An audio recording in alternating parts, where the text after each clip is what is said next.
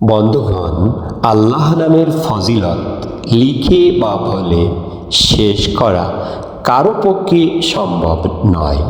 তবুও আমরা এখানে কিছুটা তুলে ধরার চেষ্টা করছি ইনশাআল্লাহ।